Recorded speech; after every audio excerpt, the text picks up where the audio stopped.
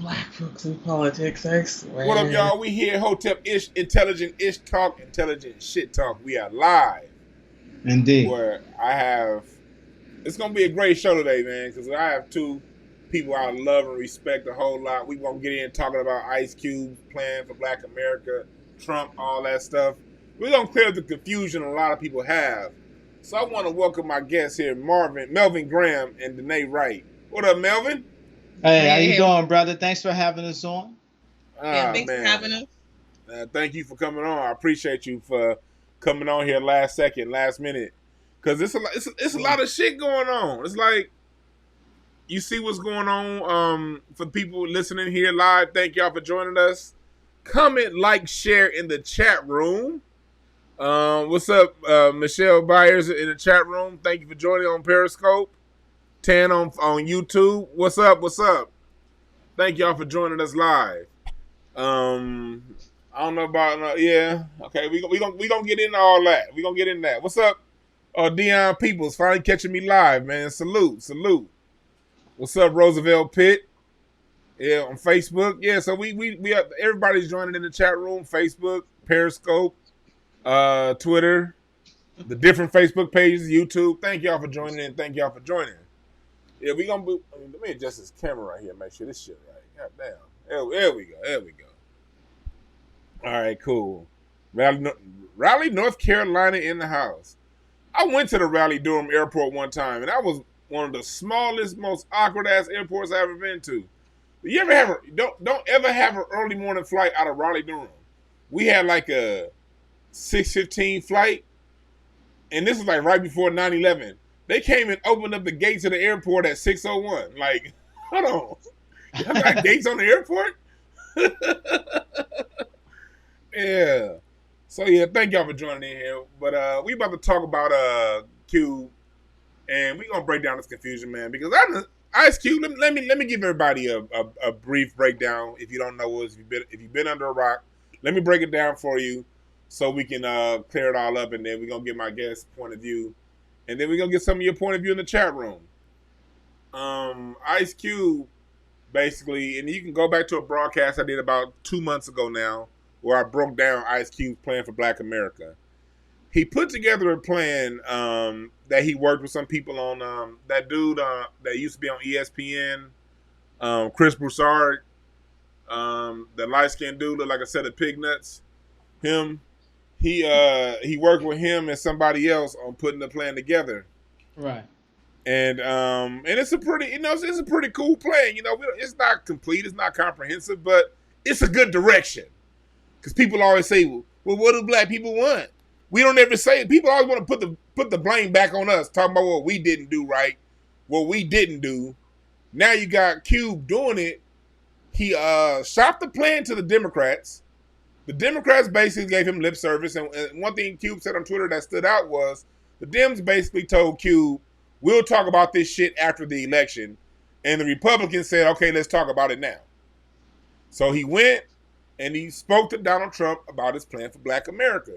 Now, Negro Twitter and the Voteps and the people that say vote blue no matter who are angry as hell. And we here. Melvin and Dennae, I want to get y'all, just talk to us about your take on what's been going on with this recent unfolding of events. And then we're going to break it down a little bit further. Go right ahead. You got the mic. Well, first thing I'll say is that I find it to be very embarrassing, and it just goes to show that we're very reactionary, and I'm really speaking in terms of emotions. Like black people, by and large in America, we are very emotional. We're not, should I say, exercising any level of observation. We're not, like I said, I don't think a lot of black people read the full version of Ice Cube's contract with Black America. I don't think we're reading it. We're not looking at what's being proposed. Mm-hmm. And if they did, I don't see how you could complain.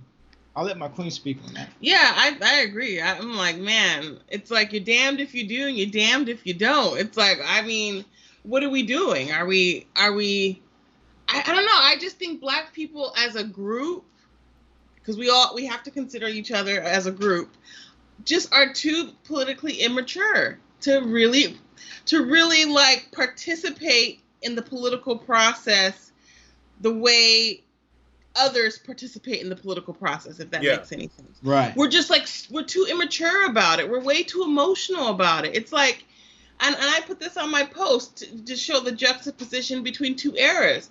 MLK and all the civil rights leaders met with LBJ. He was a racist too. Man. What's the difference? They're all racist. What's the difference? And LBJ was a stomp down racist too. Man. You know what I mean? Trump ain't got shit on LBJ. I encourage people to look up Lyndon Baines Johnson's audio recording because a lot of what he said in the White House is on tape. And Lyndon Baines Johnson put it like this. John Wayne ain't got shit on Lyndon Baines Johnson when it came to amount of niggas he done dropped. So, but that goes to show you that here's what I'm trying to. Here's like what I think. What I'm trying to want to point out to a lot of people. Politics isn't personal. Politics is business. Yep. You go to the politicians to handle the business that you need handled. Each group, as a voting block, have general interests and specific interests. Right. As we see with the LGBTQ, their interest up until Obama was getting married. Right. Now it's morphed into more civil rights for them. When it comes to Latinos, a lot of it was immigration, and Asians, people from East India, their block is immigration. Black people have a lot of clear problems going on, but it's two things that have come up to the top, really since the end of Obama, that have become clear agendas for Black America. That's punishment for police and reparations for slavery. Right. Those are two issues that cover all Black people, whether you gay, trans, tall, midget, it don't matter. If you Black and you can trace your ancestry back to slavery, or at least back to the 1800s, you in on it. We got that. Now we have Ice Cube putting together a package. The side that we've been voting for consistently for the last 60 years basically has been like, you know what? They've been practicing that benign neglect policy on us. And I want people to look this up. It's called the benign neglect policy. Usually I would have my notes up, but I ain't got that shit right now. But it's on the Nixon.gov website. Nixon.gov. They let you know some official shit, nigga. And you can break down the benign neglect policy and how they chose to react and treat Black America. And when you read the benign neglect policy, ask yourself, is this how we treat it? One thing that's in the benign neglect policy, it says, acknowledge Black people's concerns, acknowledge Black people's problems, but do nothing, promise nothing. Exactly. Melvin, very similar to the Obama administration. What do you say? I said very similar to the Obama administration when you think about it. When you do a contrast and comparison to different presidential administrations, you see it all lines up because Black people, we are benign neglected when it comes to policy, when it comes to structural change and things of that nature. We have nothing. We have nothing to show. We have nothing to show for our political action whatsoever. If you look, I'm talking about like we've been voting for Democrats for over 50 years, I would say, give or take. But anything over 30 is long enough for me. But I'll play it safe and I just say over 50 years. And we've got nothing to show for it. All these promises.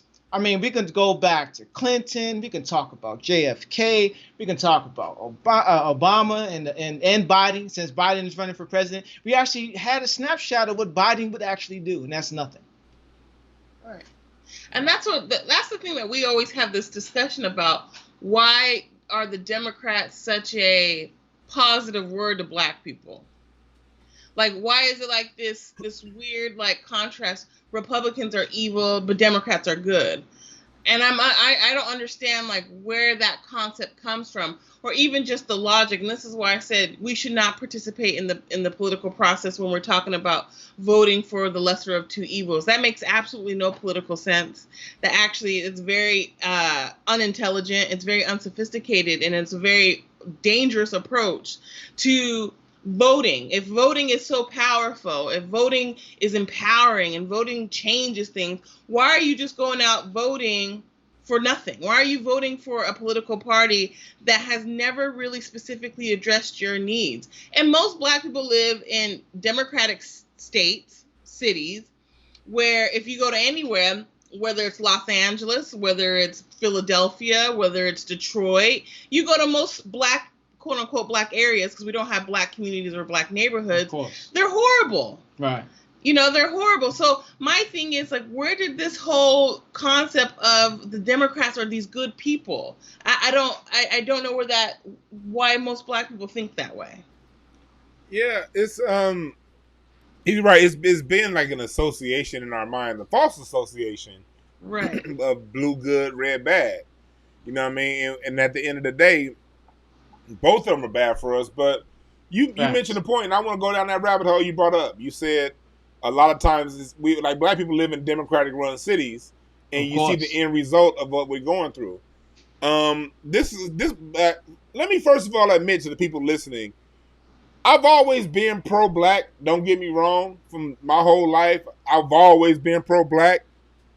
But I have to raise my right hand and admit, I was once a vote-tip. I used to say that the Democrats are going to save all me problems. I thought that Obama gave me hope. And then by the end of 2015, I saw that was a big-ass nope. I was once you niggas. And this is the worst part about it. I was a really good political science student. I read back when I was in college in 2000 that the Electoral College puts in the president. I heard it in high school, but I wasn't paying attention in high school, middle school. I started paying attention in college. I really got the breakdown of how the Electoral College worked. I really got the breakdown of how government worked. But when Obama came, nigga, I had hope. Man. You know, you remember that feeling in 2008 when he got elected? Oh, yeah. I cried. I'm not going to lie. I was one of those. I was like, oh, this is so beautiful. I can't believe it. A Black family's in the White House. Oh, Lord. Yeah. This is so historic. I mean, I even went to the inauguration. You went? I went the first time, yeah.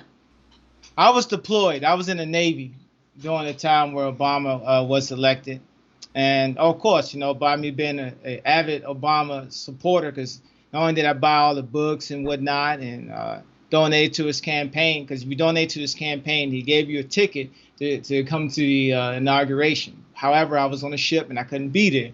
But I was the same way. I was very blinded by, should I say, the blackness of Obama, at least what appeared to be the blackness. And I supported him blindly. No questions asked. Hook, line, and sinker. I was there in 2008. Yeah, so it's not as if you're talking to some people who've always had it right. You're not talking to somebody who's always been the smart one in the room. I'm somebody who, even though I understood the political process, I still had hope and I still voted blue no matter who. I'm going to tell y'all what even further. I donated to Kamala Harris's state attorney general campaign back in 2009. That's Trump how long. did too, by the way. Huh? Said Trump did too. Oh, Trump did. He did. Yes, he did. Yes, he did.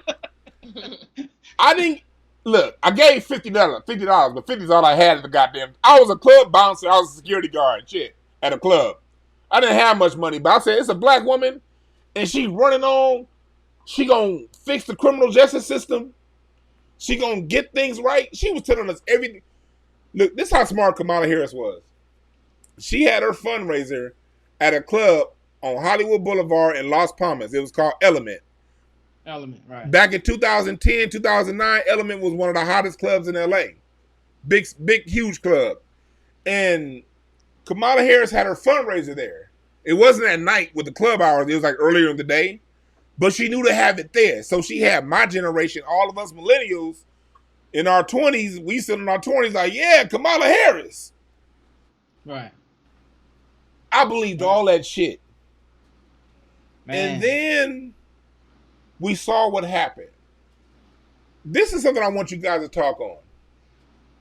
We hear people say all the time, and I saw this in this Willie D video that came out earlier today. It's a video that came out, I don't know if y'all saw it, where Willie D's now talking about voting and shit, and then somebody in the crowd was like, hold on, Willie D. And Sheila Jackson Lee, what we voting for? What y'all giving us?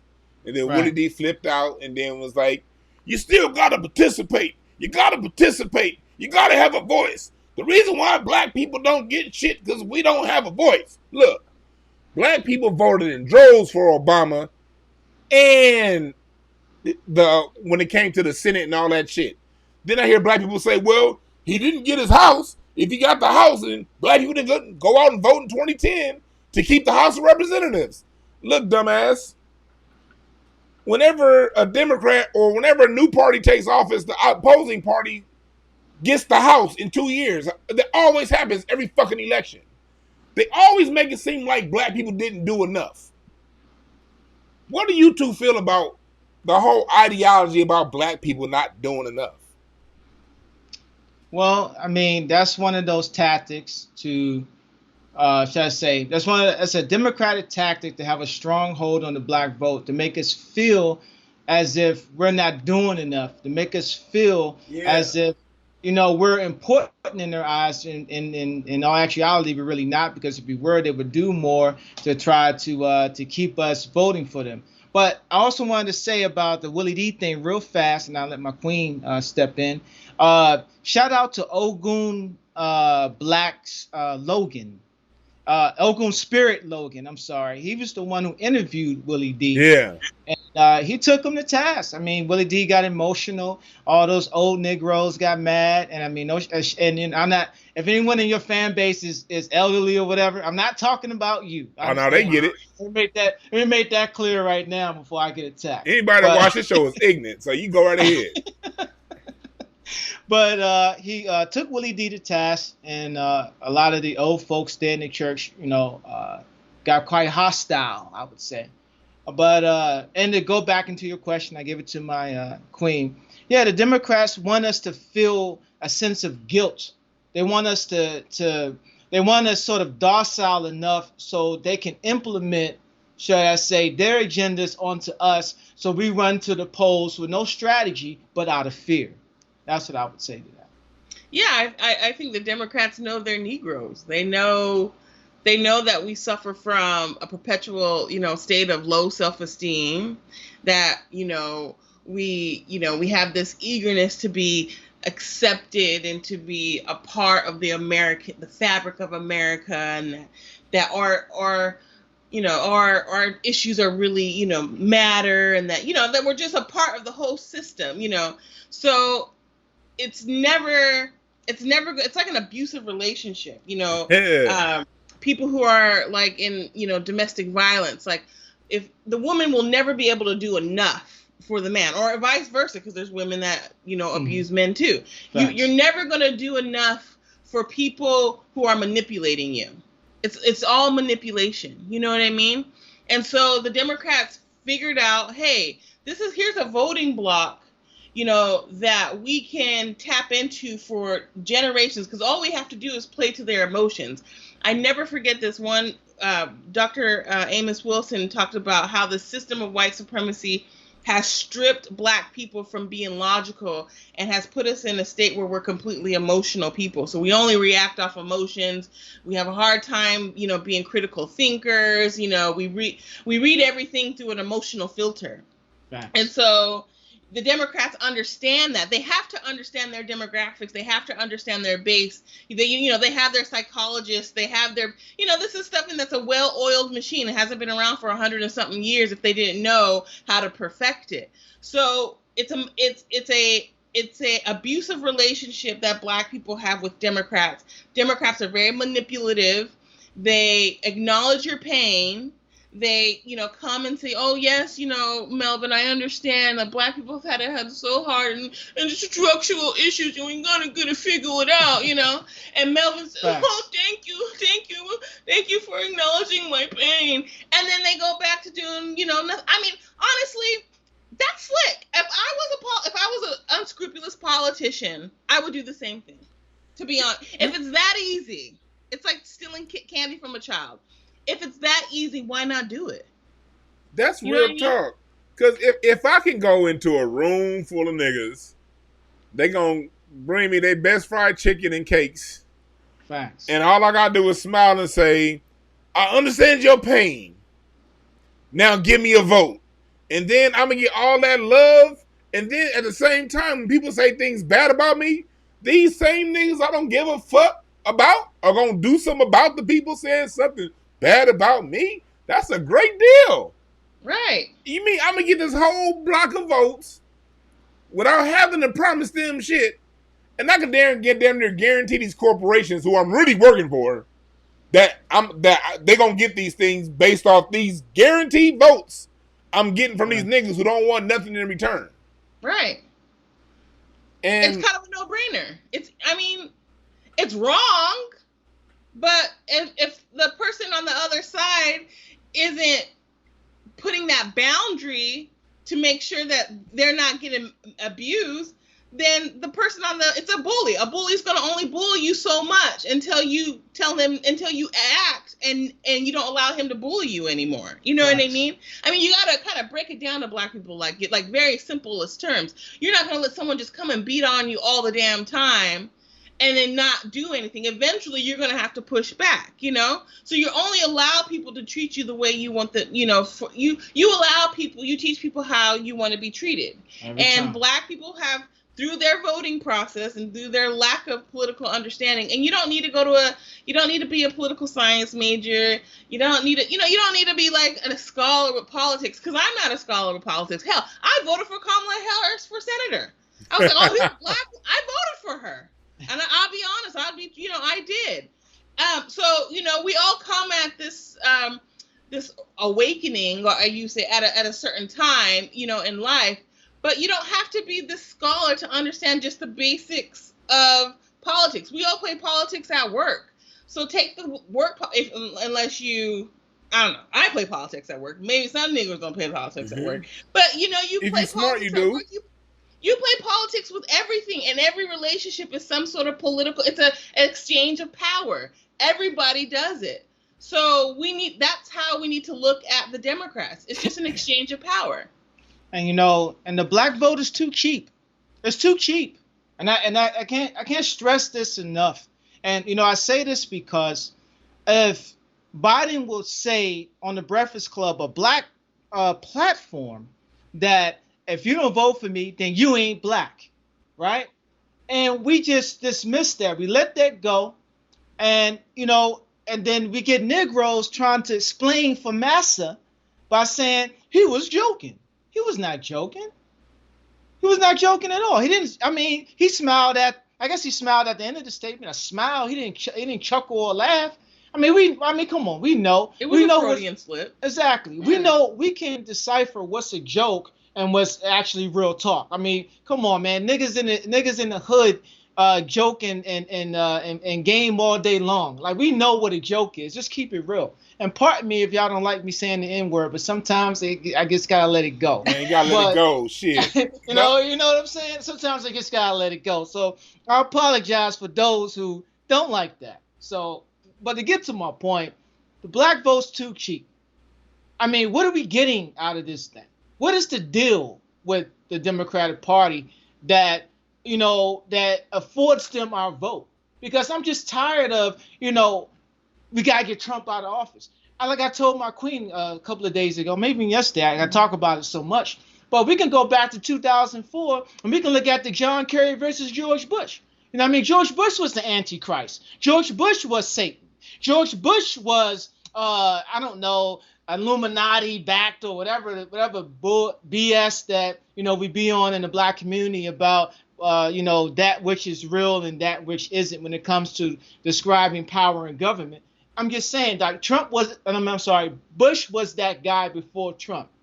Democrats ran 2 senators, just like they did today, just like they're doing right now with Kamala Harris with Biden. In 2004, we had John Kerry and we had Senator John Edwards, who was a rising star in the Democratic Party because he was seen as the next Clinton, right? Yep. So you run him against George Bush and Dick Cheney. They lost. They got the asses handed to them. And here we are today in 2000, going on 2021, but 2020 election. And we're in the same position and with the same talking points, and we're in the same condition. Same. And here's the thing I want to say about that. Let's go down the list when it comes to the Democratic Party.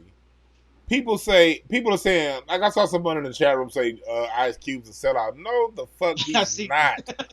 You a sellout. You a sellout if you align yourself with a political party over the greater good of black people. You're the sellout, because at the end of the day, like we said, neither party gives 1/3 of a fuck about us, nor do they give 1/3 of a fuck about any of their constituents.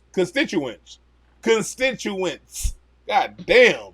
I got a Twinkie stuck in my throat. Shit. Yeah. But it's no one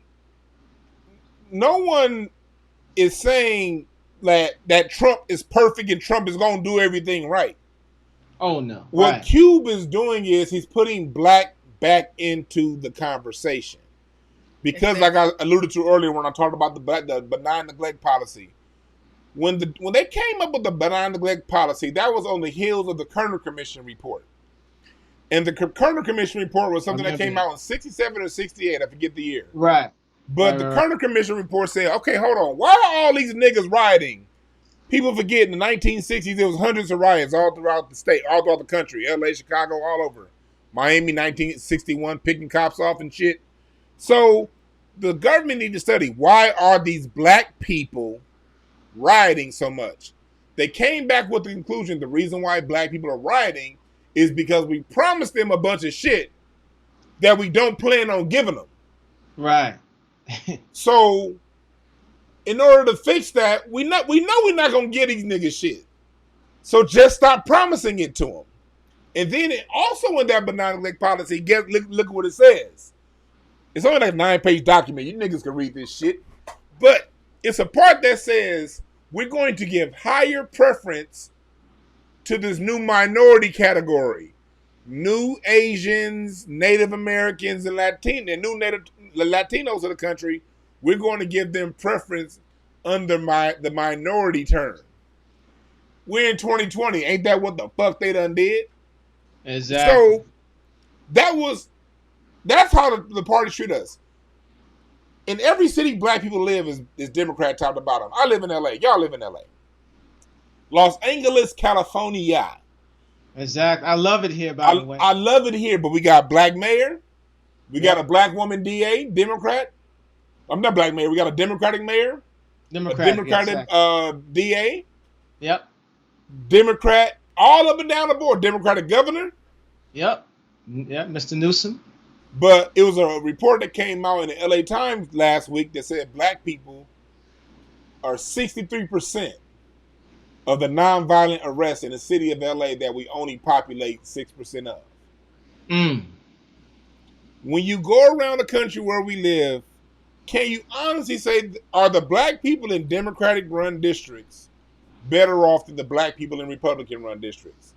Are there any metrics we can measure the two by that says, okay, the black people voting Democrat are doing this much better than those voting in Republican areas? And the answer is no.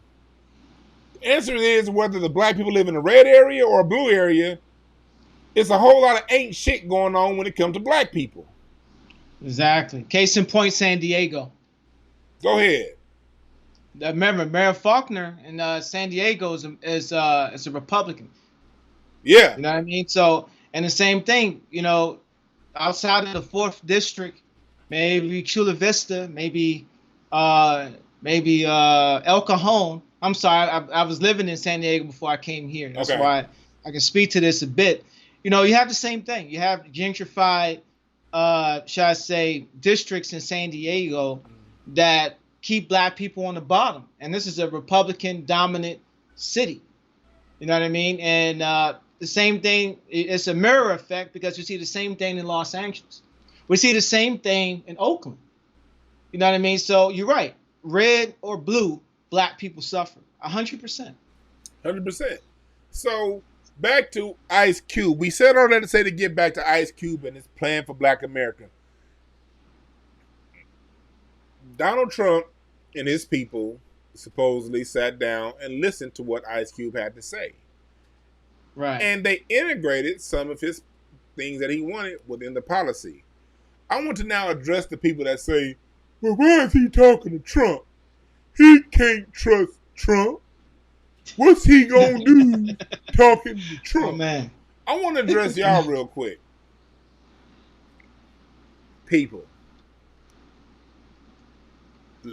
People may have forgotten this because they've gotten so Trump crazy. Trump isn't the first politician that's a liar.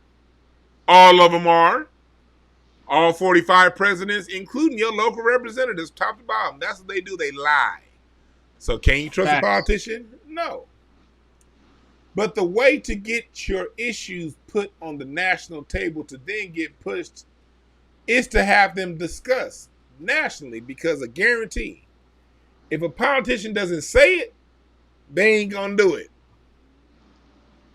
it. I agree. A lot of you people, I know I got some people mad, especially a lot of people that, I get some of my sorority sisters that get mad at how I talk about the sororities and Kamala Harris and all this shit.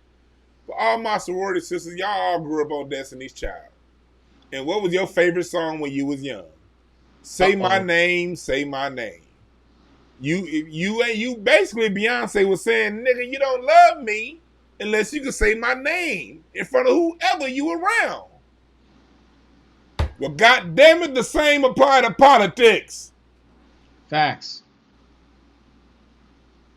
Trump, the racist in office, racist in chief, if he can say black, what the fuck is stopping the Democrats?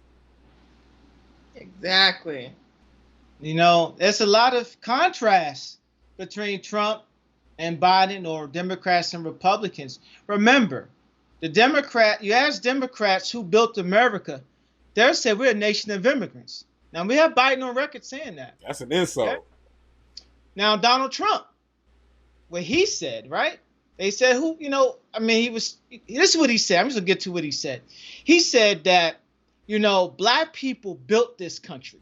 Black people, not immigrants, not white folk. He said black people, okay? And he said we're just now starting to get our credit for it. That's what Trump said, okay? Now, the question about reparations. Kamala Harris said, do something specifically for black people. No. Yeah. That's what she said. Biden don't even believe. I'm put it this way. Biden said I'll just go current with Biden. He's just so much negative about reparations. We could have this discussion all day. However, what he did say on the Breakfast Club was that, sure, we don't even need a research committee. I agree with that part. However, he said, not only do we need a research committee, he also said that, but we need to have something on the table for Native Americans too. Right? Now, Donald Trump was presented with something similar, not from the Breakfast Club, but just, a question about reparations. And he said, that's interesting. He said, I don't think it's possible, but it's interesting. Interesting, right? Piggyback to what we're talking about right now and about Ice Cube. Ice Cube proposes in the full contract of the contract for Black America. He says that, reparations should be somewhere between 9.3 trillion. Could be off a little bit. I need to go back over it again. But trust me, he said 9 trillion just to round off, right? Now, Donald Trump read the contract because he presented it to the Trump administration, okay? They agreed to, revise the Platinum Plan based upon what Ice Cube presented. So once again, we're in the driver's seat in terms of putting our issues up front and having a party that's in power look at it in a different light. Whereas the Democrats told them, hey, we'll revisit that after the election. I mean, come on now. Right. Yeah. And here's the thing, because the Democrats had their own plan. They had their lift every voice plan. I mean, y'all couldn't meet y'all gonna take the name of the song, but y'all couldn't take the songwriter Ice Cube ideas and put it in that bullshit. You know, It's actually a low frequency song anyway. My God, that's a somber ass song. I'm sorry. I'm sorry. I'm getting out of character here. Anytime I hear lift every voice and sing, I just roll my goddamn eyes. I'm like, all right, oh my God, right. Lift every voice and sing. So it's so downtrodden. Here's my thing. If Ice Cube is a sellout for going to Trump, is Snoop Dogg a sellout for telling us to vote? I'm just trying to understand. Oh man, yeah, exactly. It's true. Are all these celebrities from LeBron James to everybody who's saying vote, just vote, go out and vote? And here's a man who, I mean, I give it to, I don't really put, I don't put I really hate when celebrities try to speak for Black, Me too, the collective. Anyway, I really don't like that, but I'll give Ice Cube some credit because he has connected with like Voice and things like that and talked to Dr. Anderson. Mm-hmm. And so I'll give him that credit, but I still keep him on arm's length because he's still a celebrity. And he could easily backtrack, easily backtrack when that money starts to get, dried up a little bit. So I keep him at an arm's length. I'll give him credit for even just, putting it out there and having the conversation being had.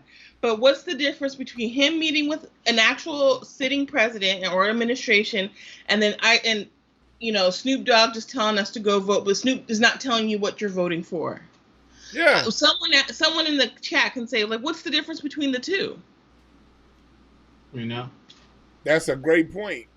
Because it's like, as Black people, one thing, our nature, our loving, loyal nature gets played against us. You know what I mean? Yes. And we're loyal people. And one second. There we go. I'm sorry about that. I had to respond to something. It's all good. The first, like when it comes to us, we're loyal people, and we were voting Republicans. Like Martin Luther King's family was Republicans. We were Republicans for a long time. We were Republicans, and that's the thing about us. And part of the reason why we were Republicans for a long time is because Black people, when we're in our cultural box, foundational Black Americans like his shirt, we are very conservative people. We're not liberal. Very much so. By nature, very conservative. Yeah. We're very family. We're very tradition oriented.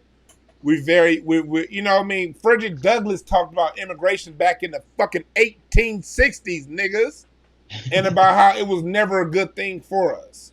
So we've always been this way. We switched to Democrats in the 60s because the Democrats were basically dead in the water. They needed us to enter. They needed some help. So they switched and they gave us a little bit of something. The Democrats did give us a few little things in the mid-60s. A few. Some trinkets. Yeah. That they now give to gays and everybody else. But we talk about that later. Good point. But because of that, we've been loyal. And they marched out time and time again, black-faced leaders from Andrew Young in Atlanta with the first set of mayors to Tom Bradley here in LA. And they marched everybody out. And then, now you got the whole, you got black people all over the place in these Democratic seats. But they ain't doing shit. And one thing I want to make clear to black people is this. I want to talk about racism. One thing that we need to avoid is we need to stop judging politicians based on how they look and judge them by their political record. The only thing you have to go on with a politician is their political record. Did they fight for the things that they said they were going to fight for? What did they vote on? How did they vote? What did they push? What did they not push? What did they sign? What did they abstain on? We have to look at that. Because looking at color has been a mistake. And I'm not shitting on us, but Obama showed us how big of a mistake that can be. Because what did he do when it came to the Supreme Court? He put on women that have more loyalty to Goldman Sachs bank than they do us or anybody else. He didn't do shit for us specifically while giving specific things to other people. Right. What do you have to say about the maturity? Go ahead. There's someone that says black people need to stop voter bullying. No political parties are a friend. We're more divided than ever. I don't think anybody's politically bullying anybody. You're gonna do what you want to do. I mean, I think that's like, what's political bullying? Like, this is not no one is telling you what to do, whether you want to vote or vote. Go vote. If that's what you want to do, if you feel like that's vote your conscience. If that's what you feel like you are obligated to do, that's what you're going to do. But some of us just are not going to just vote just to be voting. I'm sorry. That doesn't make any sense. That's not even a political strategy. You have to have an agenda. You have to be moving towards something. And so here you go. You have someone, Ice Cube, whether it's comprehensive or not, it's a good baseline. I mean, he's not saying anything that black media or anybody's been saying, from Farrakhan to Dr.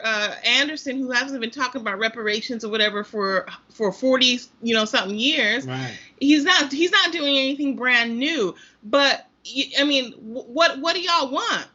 Do you actually want something for your vote, or you just want to have a sticker? Like, I don't understand. No one is. You just want a sticker and post on social media that you did something. Okay, we all voted.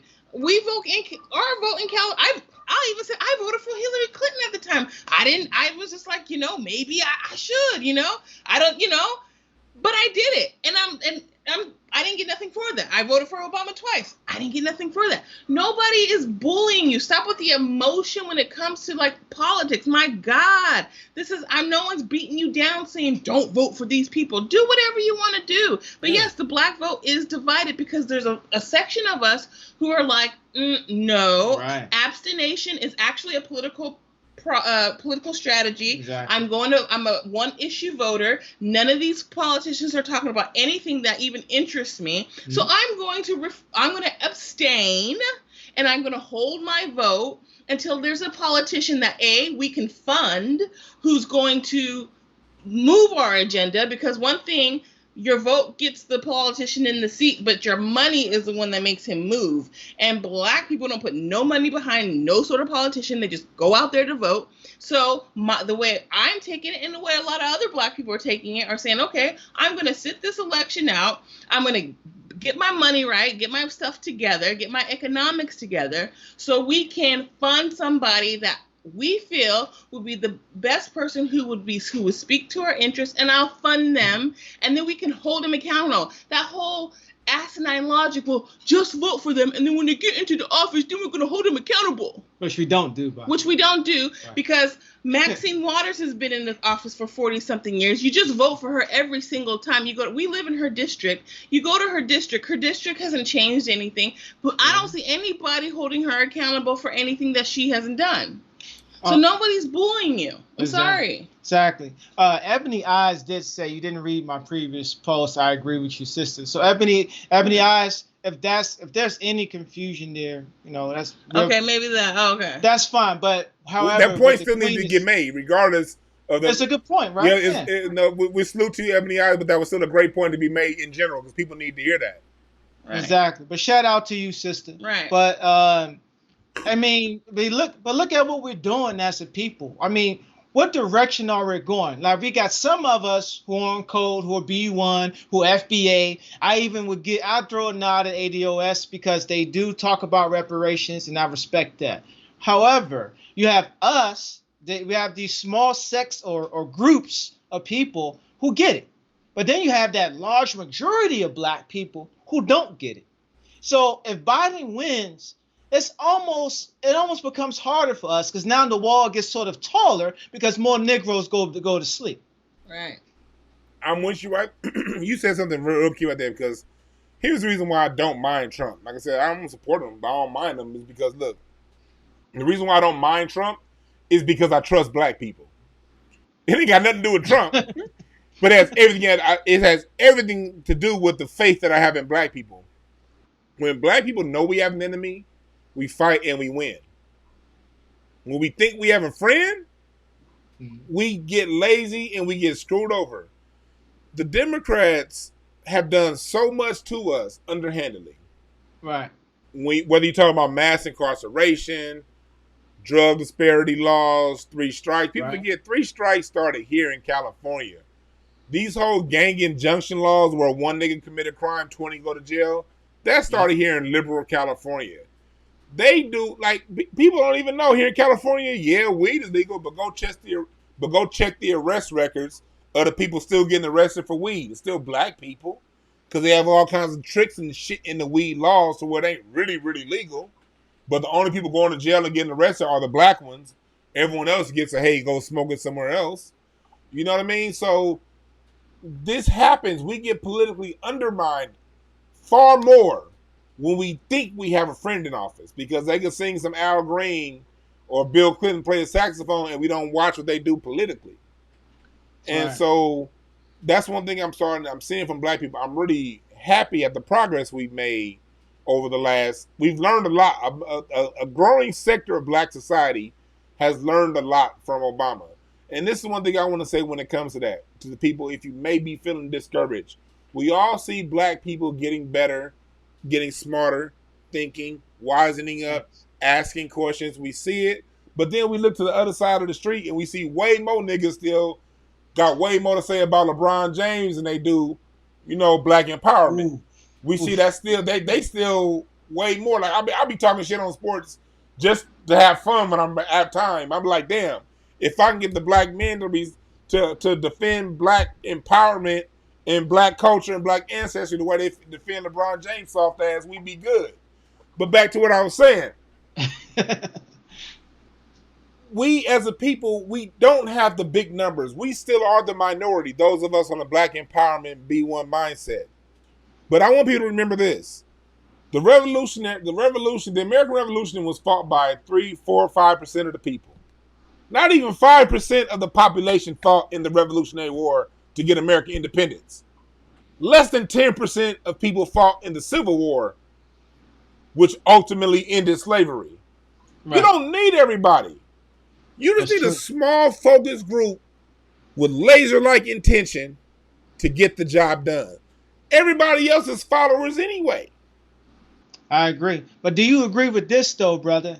I mean, like, I agree with that. I actually, because my queen tells me this all the time, as I get to this point where I'm like, man, we need the masses, man. We need the masses. So my wife smacks me on the back of the head and she'll say, well, we need a small group of people, to do this, and this. And then but what I will say, though, this, though.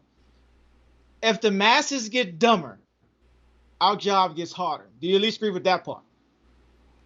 How can they get more dumb than they are now? Man, are you kidding me? No, maybe I shouldn't say that. I shouldn't say dumber. I would just say. I know what you're saying. I see you getting that. More politically ignorant. How about yes, that? Yeah. Let's go with that.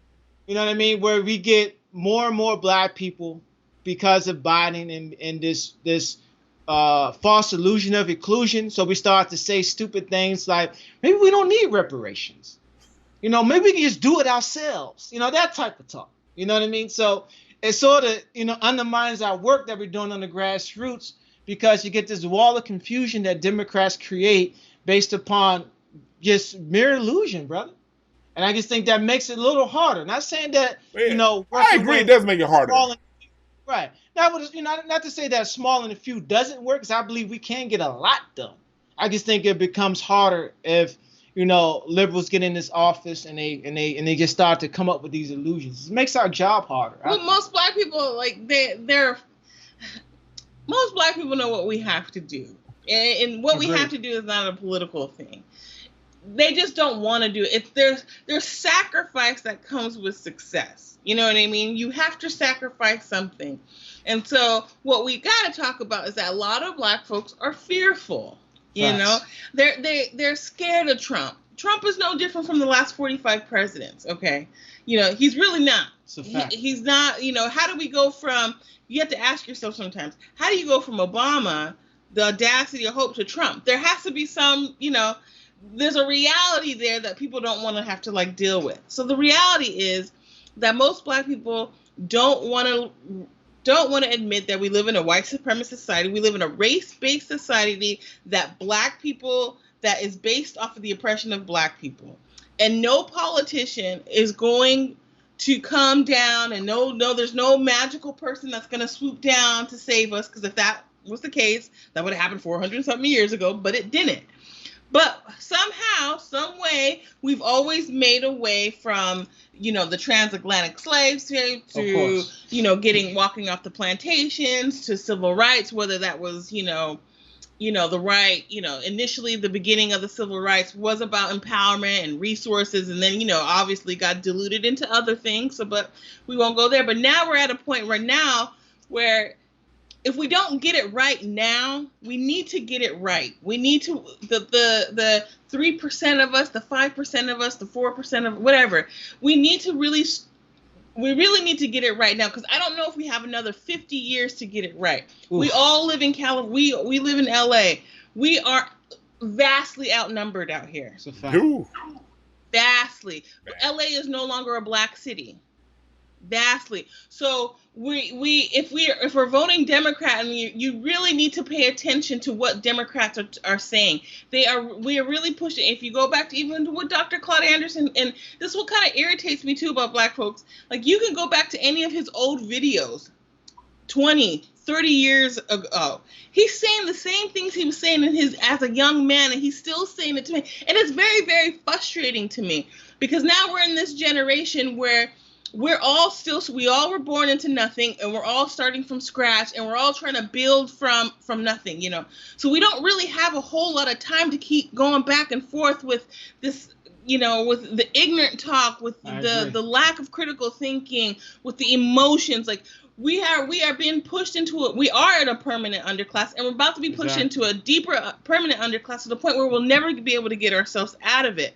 So we really need to focus on not so much politics, but and not voting for an illegitimate system that doesn't really work in our favor. We really need to focus on individual economics, and then you move to group economics. It's really just not that hard. If you don't know, you can look at Asians. You can look at how Hispanics do it. You can't tell me a group of people who don't speak a lick of English, who jump over a border with a sack of potatoes or whatever, can come into this country, get loans, build up businesses, and be able to be somewhat successful. And we can't do it, and we're the ones that built this country.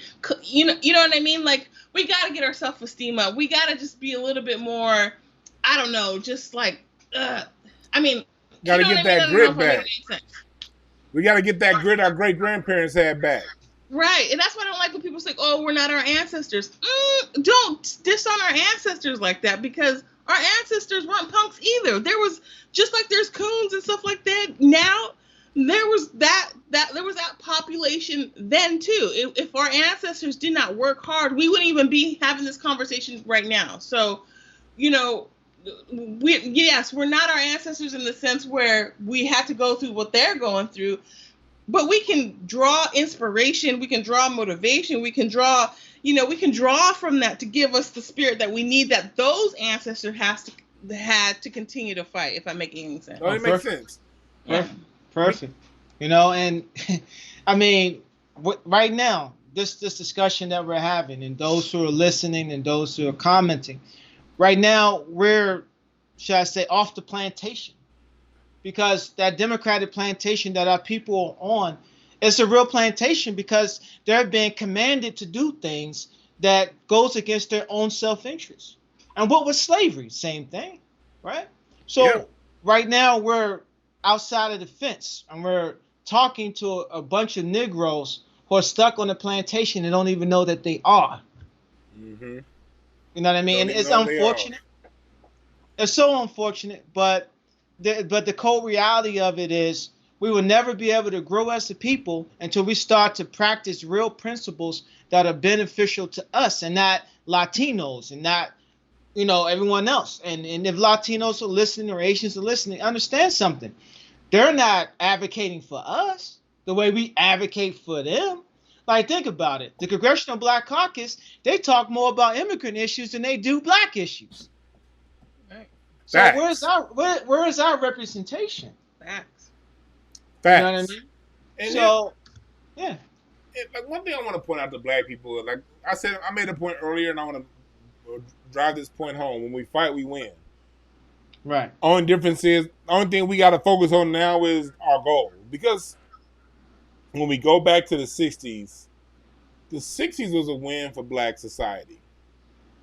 This ignorant, evil-ass nation don't give up shit unless they have to.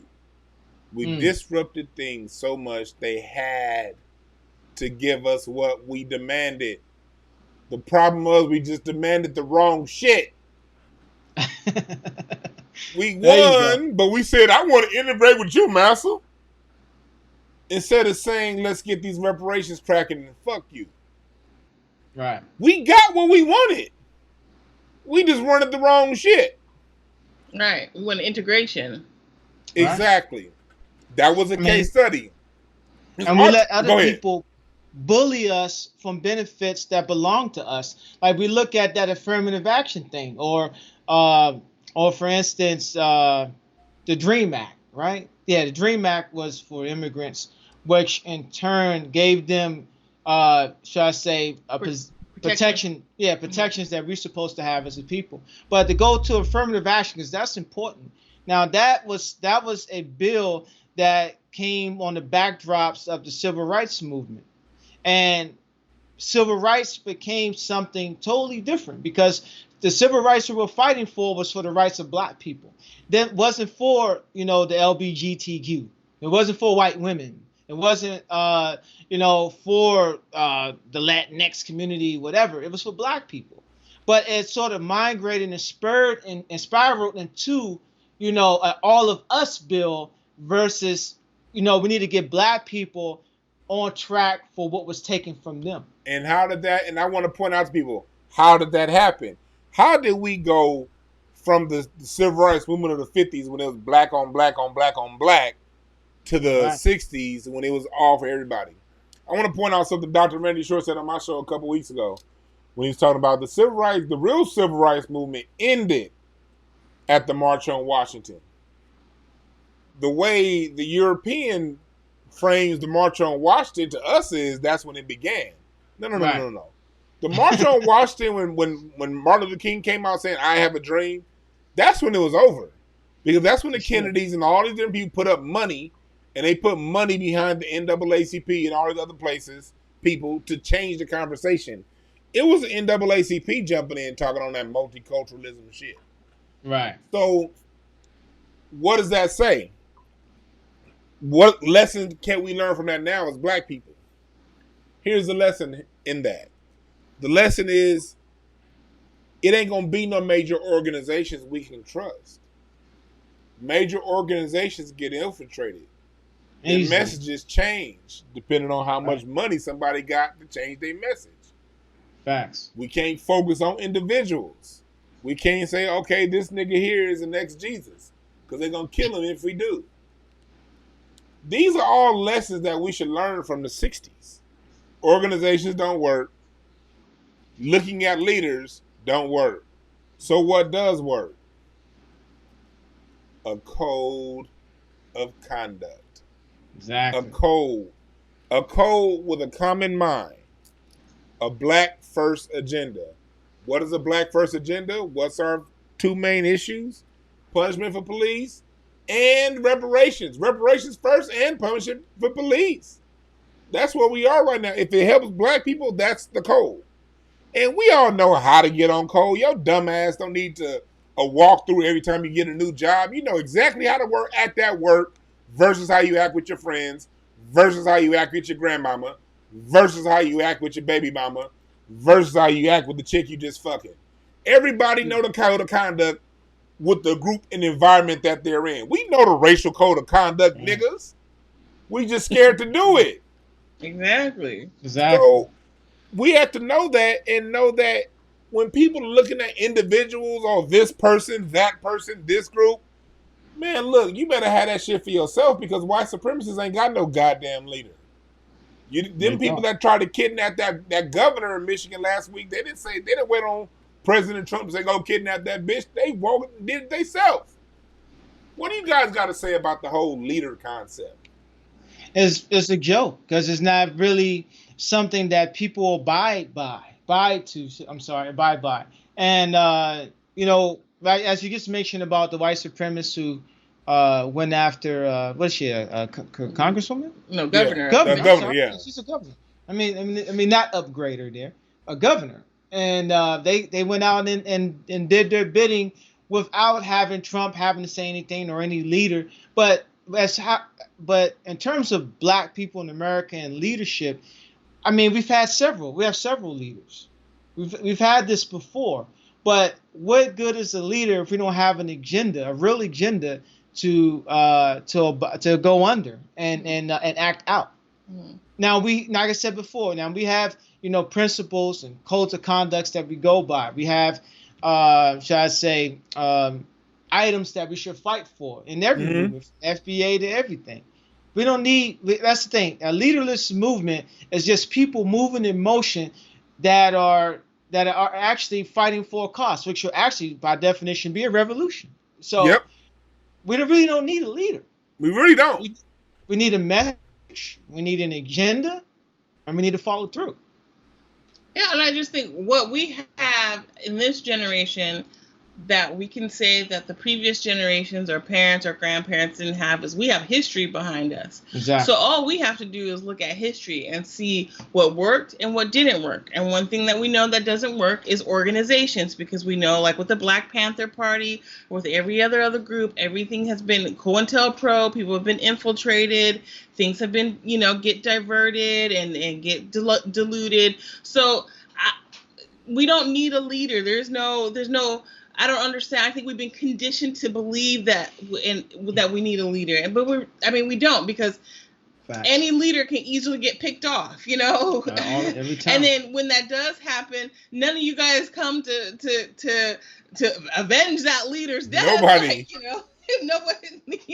Everybody just starts singing "Kumbaya" and we shall overcome when they die. So you're the leader. You're the leader in your own home. You look in the mirror. You're the leader in your own home. You control your own destiny. And the part that comes with that is that you just work with other like-minded people based on that same agenda. This agenda is Black empowerment. The agenda is that you work within the interests of Black people. We don't have permanent interests. We don't have permanent, we don't have permanent friends, permanent enemies. We just have permanent interests. So if you work with people who work within your interests, if it doesn't work in your interest, then you don't work with those people. I mean, it's just that simple. You don't need somebody to tell you that. You don't need somebody to lead you there. That gets into the whole churchy, the pastor said, well, what does the pastor say? Like, that gets into that whole churchy stuff. Like, no, we don't need that.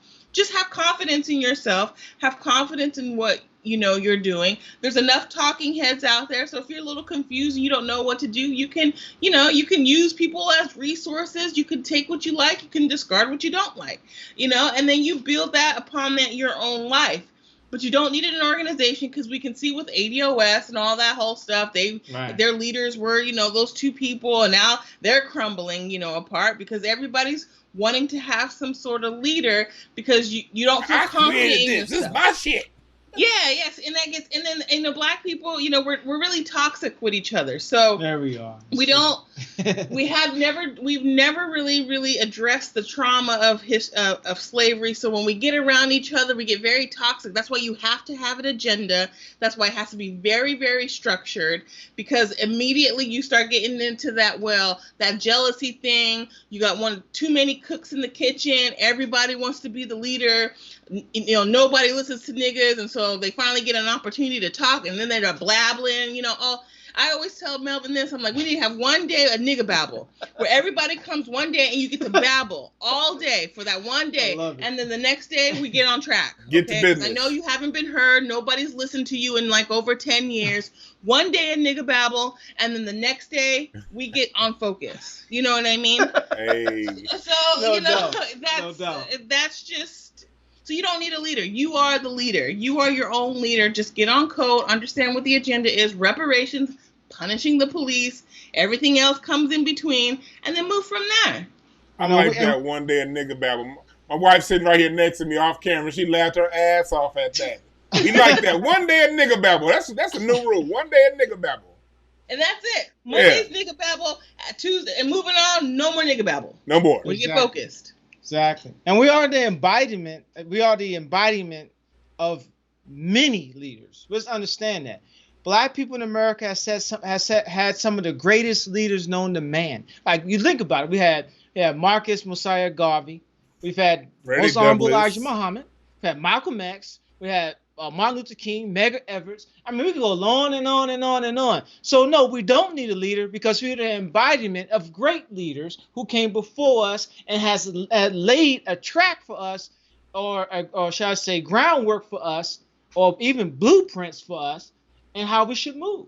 Hell, we got great leaders that are alive right now. Dr. Claude Anderson. He probably won't call himself a leader, but at least the things that he's talking about is a form of guidance in which we can adhere to get to a certain point that we need to get to.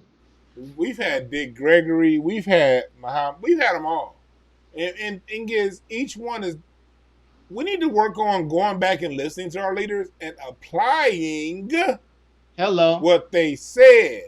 Right. What happens is black people want to hear a good message, hoop and holler and say Jesus said, ooh, thank you, Lord, hallelujah, to go back to doing a bunch of dumb shit. Right. We need to apply why we love our leaders. We love them for a reason. So do what the fuck they said to do and show that you love them. Exactly. I want to tie this all in. Why are we talking about all this? Why are we talking about Ice Cube's Black Plan for America? What's all this gonna do? Trump is the worst thing to ever happen. Look, black people, if anything that we have when it comes to these elections is time. We've given this country over 240 years of time. We've never been represented. Every president has had the same policy towards us. So people say, well, if we keep Trump in, things are going to crash and burn. Well, what's crashing and burning? White supremacy? Right. Because one thing I do know is whatever happens to this nation, black people will adapt and we'll be fine. We've literally been through every up and down this country has ever gone through, and we've been on the bottom of it. So who is best prepared to handle whatever the fuck comes than us? Right. Another thing I want to make clear is when we talk about leadership, remember when America got started? It wasn't no two parties. It was dozens of parties. You had the Whig Party. You still got a bunch of parties out there. Everybody didn't get along. Aaron Burr killed motherfucking Alexander Hamilton after he created our financial system. Exactly. Jefferson got in over 100 duels. You know what I mean? Like, this, when people are trying to make something happen, it's not pretty. The only thing that matters is the code. We all have a black first ideology. Some people gonna say do it this way. Some people gonna say do it that way. Everybody gonna have their point of view. We can argue amongst ourselves all the fuck we want. We humans too. People always like black people. We need to stop this. No. We don't need to stop shit. Exactly. Argument is where you get truth. And when we see these debates going around us, are these arguments, when we listen to one side talk to the other side, we then find the truth real fast when you let people talk. Yeah, that's true. So we need to play past all the personality shit. Play past, oh, this person's doing that to that person. Observe, see it, but understand that we have a larger goal. And understand that larger goal is going to get met regardless of the minor nigga battles that we have in order to get there. Basically what I'm trying to say is this. Don't let the nigga battles or the nigga babble get in the way, because both are going to happen whether we want it or not, but it ain't going to stop a motherfucking thing from happening if we don't let it. I agree. 100%. Facts. Yeah. You know, I mean, we got to get it right at some point. You know, we get people who will be like, you know, I'm just going to go there. You get people like Yvette Cornell. She's there, but she's kind of like over there. You know what I mean? Like, she's going the wrong way. You know what I mean? In the sense of how she conducts herself and how she even addresses people. You know what I mean? I'm not saying that she has to be soft spoken or anything. I'm not saying that, but it's just, like how she went after Dr. Claude Anderson. I thought that was horrible. The way she talked about Dr. Francis Cress I ain't like that. That was horrible, right? So it's just a certain type of respect, healthy respect that we have to maintain in our disagreement. You know what I mean? And so a lot of us don't, shall I say, can't intellectualize that and practice and bring that and practice it. That's what I should say. I'm losing my words. But yeah, we got to have that healthy respect in order to maintain enough unity to stay on track, to keep it on reparations, to keep it on Black people supporting Black businesses and things of that nature. We're going to always get off track when we don't have enough healthy respect for one another in that sense. So I know we don't have to all get along. We don't have to all agree. But we do have to maintain that respect. Because you're right about that. I remember remember when Yvette said that shit about Claude Anderson. I remember because I was watching Friday After Next off of her forehead when she was saying it. Because, but I didn't like that shit because it's like one thing you got to do is no matter how you feel about the next person, you have to maintain respect for those who put in the work. And when I say put in the work, those who put in the work for Black people, not the John Lewises who put in the work for everything but Black people. We have to maintain that respect for those people that have put in the work for us. And we have to maintain a level of decency when we do put our shit out there in the public when it comes to our back and forth. It has to be a certain line that we don't cross. Exactly. And so we can't take people serious who disrespect our leaders and our legends. But at the same time, we can't respect coons either. Exactly. Now, one thing I do, people always say, well, we all need... No, I don't believe all of us need to get along. No, the fuck. I'll never get along with a nigga that's crying like Roland Martin. Nope. When he sees somebody, I can't get along with you. And I don't want to. And there's certain people, I can't get along with somebody who says, "Oh, I'm gonna go ahead and do some bullshit and sell out the greater good of people for a personal paycheck." I don't. That doesn't register in my head. I figure I know how to get it. So somebody who's gonna sell out a group, I can't get along with these people. We have to be okay with letting other people go. Exactly. There comes to a point, everybody ain't gonna be your brother.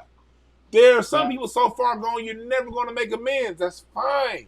You can't waste energy on these niggas. Exactly.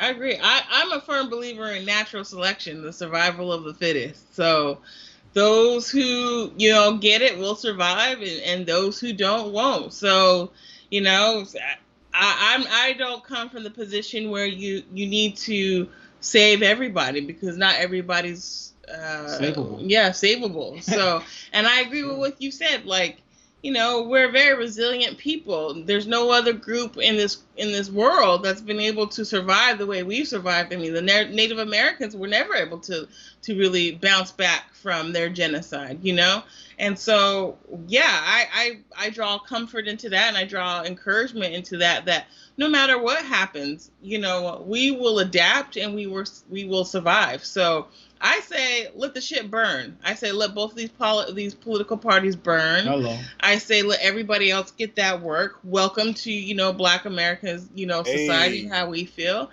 And we'll see who's going to come out on top. Survival of the fittest. Like, I mean, let's do this. Let's play. What's that game you used to play as a kid? I don't know. King of the Hill, where you would have to knock the person off the hill and then, get on there, and you have to fight everybody to, maintain your position on top of the hill. That's how I look at it. Like, let's do it. Let's see really who is the strongest, who's the most intelligent, who's the most resilient, who's the most hardworking people, in America. Let's see, when all this shit burns down, let's see who could really survive. And exactly. I draw comfort in that Black people can. Exactly. This is how dope Black people are, for those who still got questions. When they locked us out of everything in the early 60s, we just created a whole new ass form of music and said, we gonna create a goddamn job. That's how dope we are. You don't think we can't do that shit again? Exactly. That's what I'm saying. So, like, Trump is America's problem. He's not Black people's problem. And Trump is a problem. I'm not saying he ain't. Trump is fucking up a lot of shit for people. He's a good problem. He's a indeed. good problem because look, y'all Right. have had it too comfortable. And there's no disrespect, but to my immigrant black people, first and second generation, if you don't like us talking like this, understand that we have different political agendas. I understand you came to this country to get it. No, that's fine. I'm not tripping. Get what you get. But when you've left a nation to come to a new nation to get it, understand that politically, you just might see it different from those who've been there this whole time, fighting this fight. So when we say these things, there's no personal disrespect to you. But if you want our respect, you better damn well respect our point of view when it comes to this, because it's coming from experience, and it's coming from we've been there before, right? This country didn't bring you over because out of the goodness of his heart. This country brought people over because they didn't want them niggas getting them jobs, getting on the way up. So understand that. No disrespect to y'all, but we have different political agendas. And when it comes to Ice Cube playing for Black America, is Ice Cube a Trump supporter? Are we writing off Ice Cube? Hell no. He's doing what you niggas should be doing the whole time anyway. We have an agenda and we present it to all parties running. And the party that says I'm fucking with your agenda is the party that you choose to lend support to if you're going to be smart politically. You can do what you want to do. Ain't nobody telling you what to do. We're just talking about making the smart political move and removing the emotion out of the equation. Please tell me you two's final thoughts on what we've talking about today. You can go anywhere you want with this. As much time as you want. I'm going to go first. Go ahead. Okay. Well, I'll just say this much, and this is, I see in the comments, is everyone's all over the place in terms of the topics we've been talking. But what I will say is that, let's be smart, Black people. Let's be smart. And what I simply mean by that is, let's read the contract for Black America. Let's digest it, and let's critique it. And then therefore we'll have a more, shall I say, a greater understanding as to what Ice Cube has addressed, because the Trump administration has looked at it and he has got them to move on the platinum plan, which is actually a great thing. But if you break down some of the things that we've been talking about, you look at reparations, you look at mass incarceration, school to prison pipeline, all the things that affect us as the people. Ice Cube has put this before the Trump administration. Just understand that. So whether you choose to vote for Trump, whether you choose to vote for Joe Biden, understand that the Trump administration was willing to hear and listen. Whereas the Democrats want to push it to after the election. I don't know that waiting for after an election, which they're not guaranteed to win, is a good strategy. Not saying that we should vote for Trump, but we do have to keep in mind that our concerns and our issues has been placed on the table where other folks has not done that. Now, I had a guy come to my post and talked about Dr. Sam Darity. I just want to say this real fast. I appreciate the fact that Dr. Sam Darity is an economist, very smart, brilliant man. However, he didn't present anything to the Trump administration. No, none of these so-called scholars that a lot of us marvel at has presented anything to the Trump administration. What I do know is that all races outside of the Black race deal with Donald Trump or anyone like him in the Republican Party or whoever's in party.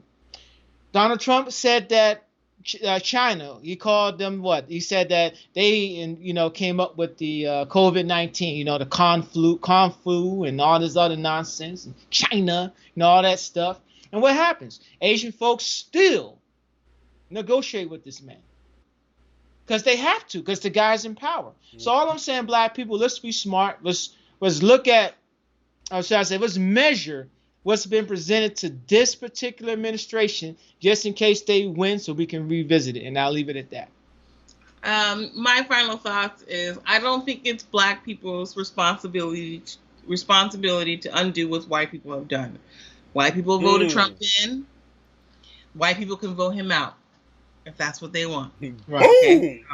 Okay. So I'm not going to be a sacrificial lamb and go out and just vote to get this man out, because my life he hasn't affected my life not one iota. I mean, if anything, he's just exposing the real truth about this country, and you just have to, if you don't like it, then you do something about it. And that doesn't necessarily, I mean, if you feel like you need to go to the ballot box to vote, then and that's your way of doing something, then that's your prerogative. I don't feel like me going to the voting booth is going to help anything. I'm not gonna involve myself into white people's problems, because that's a white person's problem. They're not really concerned about our problems. So I'm just gonna be concerned about, being on code, doing what we need to do as a family, then working with like-minded people like you and other people that we know, and going from there. And we'll just need to see what's going to happen with the next 20, within the next 20 days. Well, then, if whatever the election's going to be, we'll see what happens in the next 4 years. But at the end of the day, if we don't get ourselves on code, and as far as getting ourselves economically on code, politics is really not going to matter anyway. So, I say vote your conscience. I give it to Ice Cube. He has a good baseline, good baseline agenda. He's not saying anything that we don't already know, but the one thing that it is happening is, and I've noticed this on local TV, they're really trying to divert things from black issues. So now we're talking about fascism, and we're talking about other things now, because black people have been at the forefront of the conversation, and all we need to do is just keep pushing black at the forefront. And we're gonna, and the outcome is always gonna be what the outcome's always been, that eventually we will get what is rightfully owed to us. So that's all I have to say.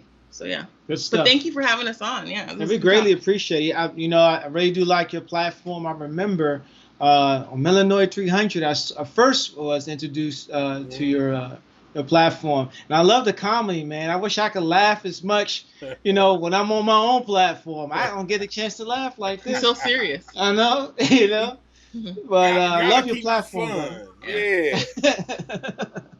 Yeah. Because for me, it's the way I see it, man. Politics is what we see happening in Washington is political theater. At the end of the day, the government is in place. The government is a shield for business and international money in politics. The government's just a shield. It ain't really shit for us in that. They're trinkets that the citizen would get. No matter who you are as a citizen, everybody gets trinkets. Now, even the white people, they just don't know it. We just don't get. We don't get trinkets. We get air. They be like, smell my breath. Now do something with that. That's what they do. So we just trying to get some trinkets instead of air. And we know that this is political theater. It's nothing to buy into. It's nothing to sit around and get all antsy over. I wake up in the morning and take a shit and go right to Donald Trump's Twitter and laugh. Yo, this nigga, the president said this. Exactly. He's cold too. He's cold. He's savage. I be waking my wife up. Look what this nigga said today.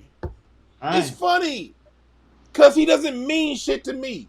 Locally is where it matters. President, that stuff trickles down later on. Fuck him. Right. We gonna have a good time while we watch this, and then we gonna use our brains to vote smart. And out of that, we can get a little bit of policy and a little bit of things shifted our way. Or you can get emotionally involved. Say vote blue no matter who. Or vote red or you're dead. Get real antsy and shit stressed out, high blood pressure, and not get shit. Exactly. Gotta play this shit smart. I want to leave people with this. Think about this. Booker T. Washington and Theodore Roosevelt. Booker T. Washington was the first black person to visit the White House. Mm-hmm. And he went to go visit Theodore Roosevelt. Theodore Roosevelt, who got their family fortune from their I think it was their granddad? Yeah, the Roosevelt's granddad made all their money pushing that pushing them drugs in India. What's that drug that they have out right now? The one that's in Afghanistan that's real popular again that they pushing. Oh, yeah. The one they pushing out of Afghanistan right now. Heroin. Yeah, they was pushing that. Well, yeah, basically his granddaddy's pushing that shit back in that 1800s. Right. Roosevelt was a staunch racist. Didn't like black people. Hell, he's the person responsible for marching all them black people west. He wasn't shit. Booker T. Washington still met with him. Booker T. Washington faced all kinds of issues from black people. Black people saying, don't go meet with that motherfucker, he racist. At the end of that meeting, Booker T. Washington walked home with some resources for his university and his projects that he had going on. So I said that to say, the whole purpose of meeting with a politician is to get something. The same reason why half you niggas don't go see your own goddamn grandparents unless you want something. Treat these politicians the same way. You only go there when you want something. Black people, we not only want something, we need something. Q brought out a plan. Is the plan perfect? Hell no. There's a whole lot of shit that can get and need to get fixed. But it gets fixed once you put it out there. Remember that. Thanks. Don't sell off Ice Cube. Ice Cube is doing what we should have been doing all the time. Creating a plan and shopping it to those who are willing to listen. Remember that when you vote. Hold your vote. And use it when you have someone who's at least willing to do what Beyonce demanded. Say my name, say my motherfucking name. My name is Dwan B. HotepIsh.com. Get your t-shirts for the Park Wellesley event. So they've been yakking your Scholars t-shirts. Get it at HotepIsh.com. Get your Hotepish t-shirt. And with that, I want to say this. I want to thank my guests, Melvin and Dennae. Thank you for having us. Thank you for coming on. And remember this. There are no perfect messengers. Only perfect messages for those who are willing to pick up the game. If you're willing, you're going to pick the shit up. If you ain't going to learn shit. But that's your fault, too. My name is Dwan B. Thank y'all for listening. We out. Thank you. Peace, family. Peace.